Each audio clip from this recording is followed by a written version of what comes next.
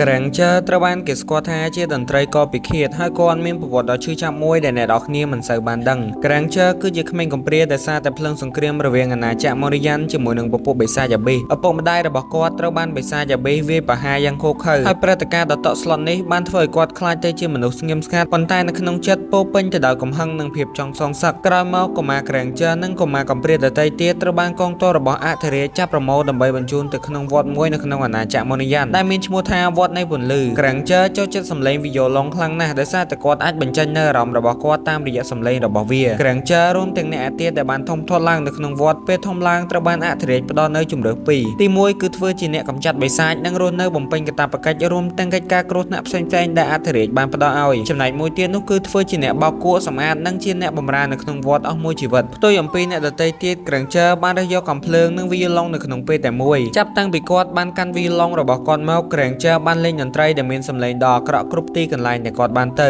សម្លេងតន្ត្រីនោះគឺវាអាក្រក់ណាស់បើសិនបើសត្រូវរបស់គាត់បានលឺនឹងធ្វើឲ្យបាត់បង់ការគ្រប់គ្រងអារម្មណ៍ដែលធ្វើឲ្យគាត់អាចឆ្លៀតឱកាសវាយប្រហារទៅលើសត្រូវរបស់គាត់បានយ៉ាងងាយស្រួលដំណឹងអំពីការប្រមាញ់បិសាចដ៏សាហាវឃោរឃៅរបស់ Granger ត្រូវបានរីកសាយភាយយ៉ាងឆាប់រហ័សសូម្បីតែលូកាតដែលជាអ្នកប្រមាញ់បិសាចដ៏ល្បីផងនោះក៏បានកោតសរសើរអំពីស្នាដៃរបស់ Granger ដែរក្រោយមកឲ្យទៅលើសម្លេងវីយ៉ូឡុងដ៏អាក្រក់របស់ Granger បិសាចបានរកខ្ចាយខ្ចាយដោយសារតែខ្លាចនៅអានុភាពរបស់គាត់ហើយមួយទៀតអ្នកនរគ្នាបើសិនបើគ្នាយើងត្រូវការដាក់ត្បូងដែលមានតម្លៃសមរម្យធូរជាងគេសុវត្ថិភាពកុំភ្លេចខាងបងម៉ាជាការកន្លែងគាត់គឺស័ក្តិសមសម្រាប់អ្នកនរគ្នាខ្លាំងមែនទែនអញ្ចឹងកុំភ្លេចឲ្យលឺអរគុណ